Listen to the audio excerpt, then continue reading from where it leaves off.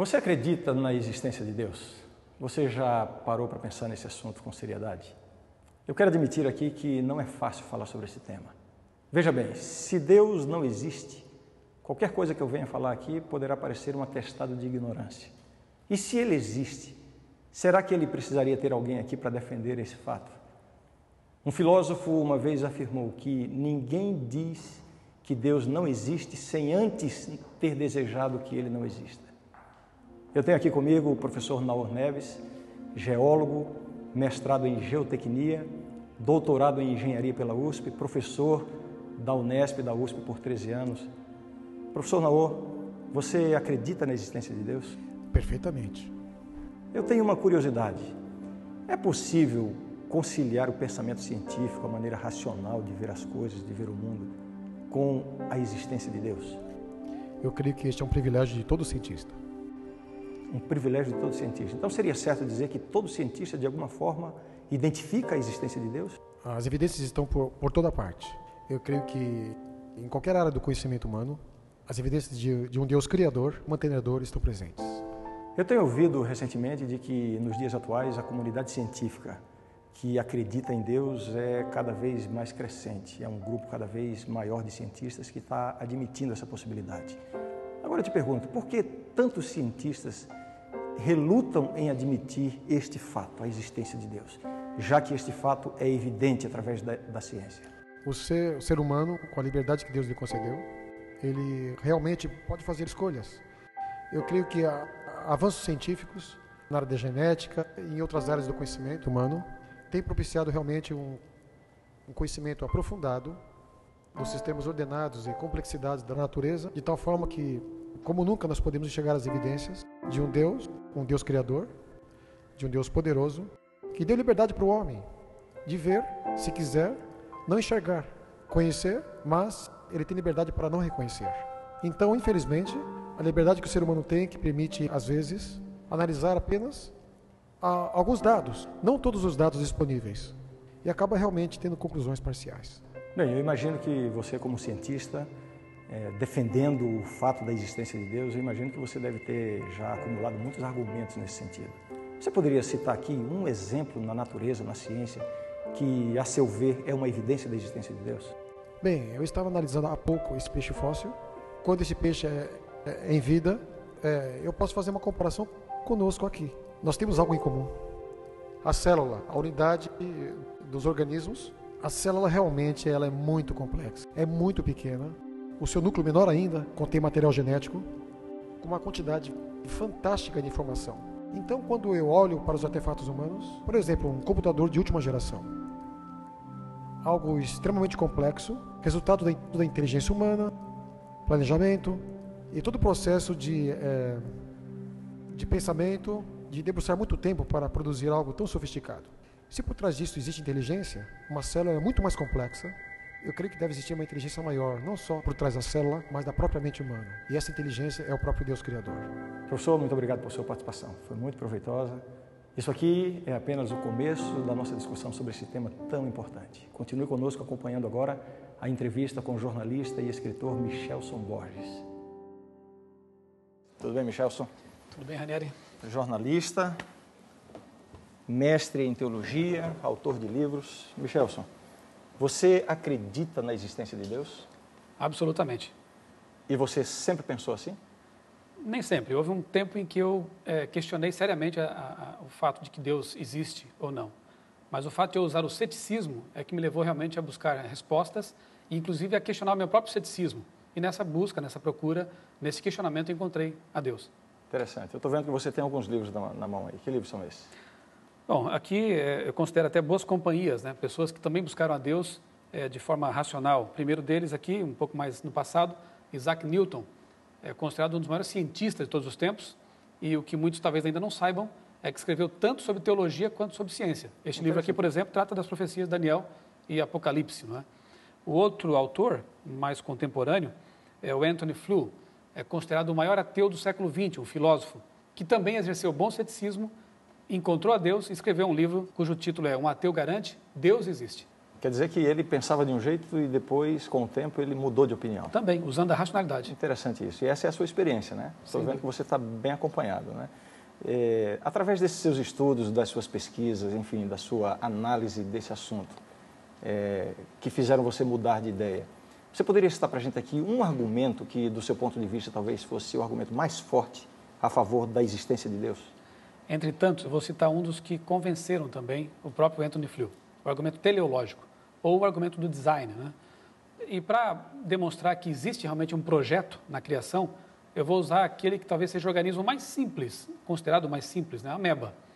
A ameba em seu núcleo tem tanta informação quanto os 30 volumes da Enciclopédia Britânica. Puxa vida. E em toda a ameba há tanta informação quanto 1000 volumes dessa enciclopédia. Portanto, não precisamos ir muito longe, não precisamos pensar, por exemplo, no cérebro humano ou em outros órgãos assim complexos, né? Para perceber que... Isso parece irônico, né? Quer dizer que Sim. basta você olhar para uma ameba que já tem informação e argumento suficiente para acreditar na existência E de Deus. se há informação complexa e específica, isso pressupõe que deva existir um planejador, alguém que forneceu essa informação. Se alguém chamar você de ameba, fique feliz, porque você é uma pessoa muito complexa, não é? Então, veja, na verdade, Ranieri, é preciso ter muito mais fé para crer que o acaso trouxe tudo isso à existência, do caos veio à ordem, do que para crer que realmente exista um Deus lógico, um Deus todo-poderoso, que não apenas criou o universo, mas planejou o universo para funcionar desse jeito. Muito bem. Obrigado, Michelson. Essa informação que eu queria compartilhar com vocês nesse momento.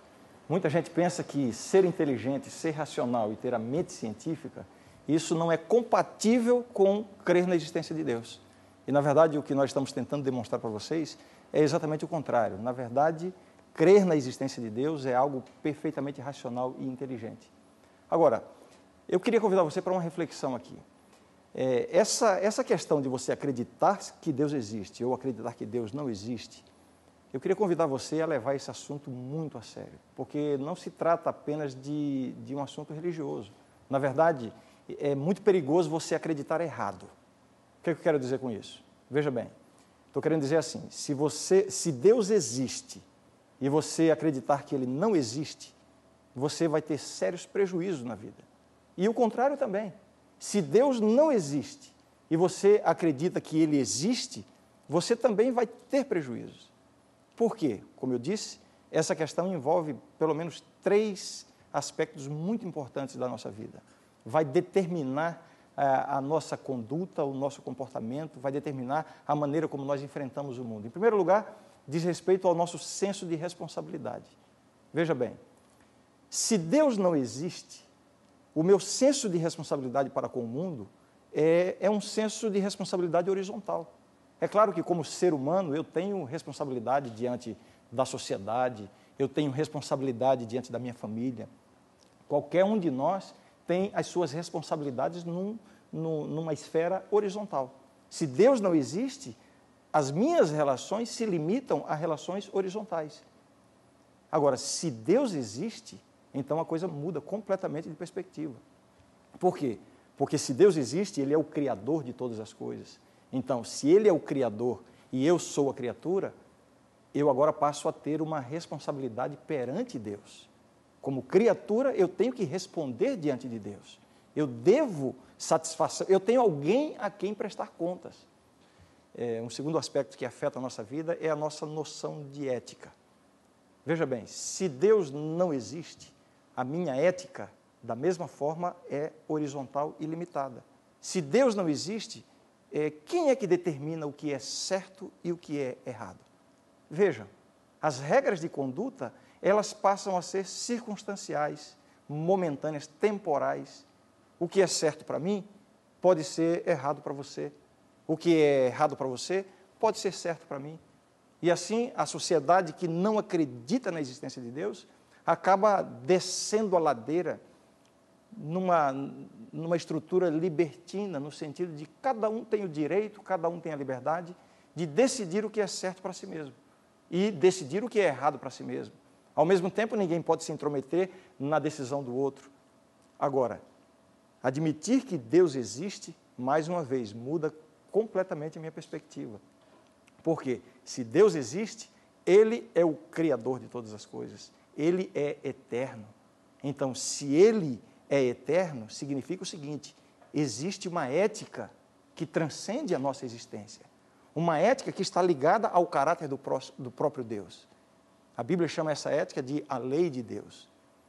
Se Deus não existe, a nossa ética é relativa. Se Deus existe, existem leis, existem princípios que são absolutos, que são eternos. Ou seja, acreditar que Deus existe me leva a pensar o seguinte: que eu não tenho o direito, eu não tenho a liberdade de decidir por mim mesmo o que é certo e o que é errado. Existe um padrão moral eterno e absoluto. Agora, através da Bíblia, a gente descobre que Deus nos dá uma liberdade. Não é a liberdade para decidir o que é certo e o que é errado. Isso Ele já decidiu. Isso faz parte dessa ética absoluta e eterna. A liberdade que Deus me dá é decidir adotar a ética que Ele estabelece ou não adotar. Mas vejam só, a opção que eu faço, ou o ponto em que eu me encontro, crendo na existência de Deus, ou crendo que Deus não existe, muda a minha vida, muda, enfim, influencia a minha conduta de maneira geral. Um terceiro aspecto em que essa questão envolve a nossa vida diz respeito à nossa perspectiva de futuro. Então, veja bem, se você crê que Deus não existe, eu pergunto, qual é o seu futuro? Qual é o meu futuro? Se Deus não existe, o que significa a existência humana? A existência humana, ela se transforma ou ela passa a ser vista como uma existência biológica. Onde é que está o nosso futuro? Se Deus não existe, se não existe uma realidade espiritual que transcende a este mundo, onde é que está o nosso futuro? O nosso futuro está nessa vida. Então, é por isso que eu disse, se você crer errado, você vai ter prejuízo. Porque se você crer que Deus existe e Ele não existe, pode ser que você esteja buscando uma vida futura, uma coisa transcendente, e nada disso exista. E você vai deixar de aproveitar essa vida. Se Deus não existe, você tem que estabelecer uma maneira de viver para desfrutar ao máximo isso aqui, porque, na verdade, o que começa aqui, acaba aqui. Agora, veja bem, se Deus existe, qual é a nossa perspectiva de futuro? Vai muito além dessa existência. Se Deus existe, e conforme a Bíblia diz, Ele é eterno, Deus não iria criar pessoas para uma existência tão limitada, para que nós vivamos aqui apenas um lapso de tempo. Se Deus existe, existe então algo além disso aqui. Significa o seguinte, que eu agora vou me preparar para esse algo que existe além disso aqui. Vejam como é importante você crer da maneira certa. Eu quero ser honesto com você. Eu acredito que Deus existe. Talvez você esteja pensando assim, bem, então acreditar que Deus existe vai me dar um senso de responsabilidade mais amplo, eu devo satisfação a esse Deus. Crer que Deus existe vai influenciar na minha conduta, porque existe uma ética absoluta. Crer que Deus existe vai me fazer visualizar um futuro que vai além desta vida. Isso parece um pouco assustador, você não acha? Parece ou não parece? Assusta um pouco. Aquela sensação de que Deus é esse? Se Ele existe, como é que Ele está me vendo? Como é que Ele está me considerando? E muita gente imagina Deus dessa forma, né? Como um velhinho sisudo que está lá em cima fiscalizando a nossa vida. E, de fato, se você olha dessa perspectiva, isso parece assustador. A Bíblia fala que Deus existe e a Bíblia fala muita coisa a respeito desse Deus. E uma das coisas mais extraordinárias que a Bíblia apresenta a respeito de Deus é o seguinte. Existe uma passagem da Bíblia que diz assim, aquele que não ama não conhece a Deus, porque Deus é amor. Então, o que eu quero dizer com isso? Esse Deus, Ele não é um velhinho sisudo, mal-humorado, que está aqui simplesmente para fiscalizar a sua vida e apontar os seus erros. Muito pelo contrário. Ele é um Pai de amor. Uma das coisas mais maravilhosas que a gente aprende na palavra de Deus é de que Deus deseja assumir o controle sobre a nossa vida. Você já parou para pensar nisso? Você já parou para pensar na possibilidade de ter um ser superior, inteligente, sábio, que conhece você como ninguém, um ser que criou você, que conhece todas as circunstâncias da sua vida e que é onipotente, tem poder para tudo o que Ele quiser? Agora imagine só, esse ser cuidando da sua vida. Essa é a proposta que Deus está fazendo para você. Ele não está apenas convidando você a acreditar nele, a exercer uma experiência religiosa. Não é somente isso, é muito mais do que isso. O que Deus está querendo é cuidar de você, é tomar conta da sua vida, é fazer de você uma pessoa mais feliz, uma pessoa mais livre, ao contrário do que muita gente pensa por aí, de que a vida com Deus limita a nossa liberdade. Muito pelo contrário. A Bíblia diz assim: conhecereis a verdade e a verdade vos libertará. A verdadeira liberdade só é possível quando nós vivemos com esse Deus. Eu quero fazer um convite para você. Se você tem dúvidas em relação à existência de Deus, admita a possibilidade de que Ele existe e comece a buscar uma experiência com Ele, e você vai perceber que num período muito curto, de alguma maneira, Ele vai se revelar para você.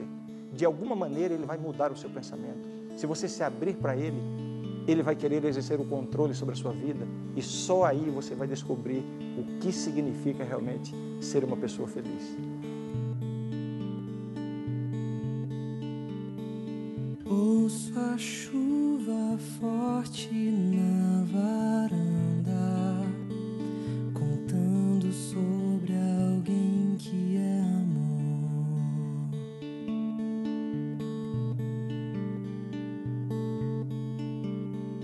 Declarando que o sol e a lua são partes de um quadro de um pintor.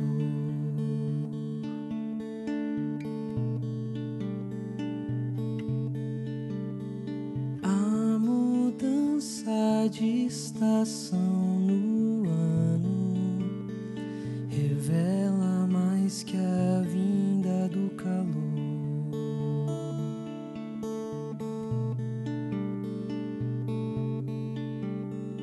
Pois com sua regularidade afirma existir um Criador.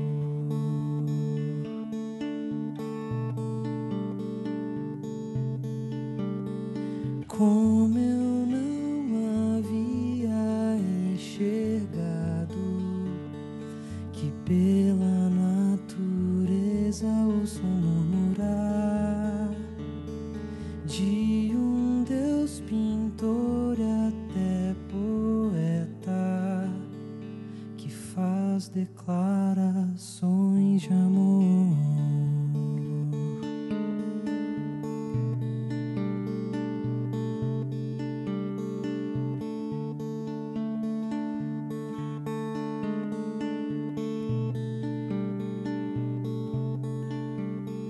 Cada nova estrela é um poema escrito lá no céu por meu Senhor.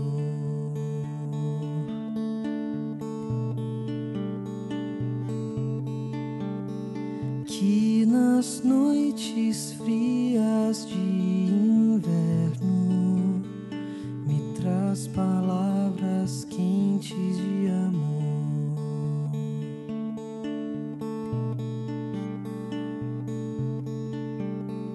Como eu não havia enxergado que pela natureza ouço murmurar de um Deus pintor até poeta que faz declarações de amor.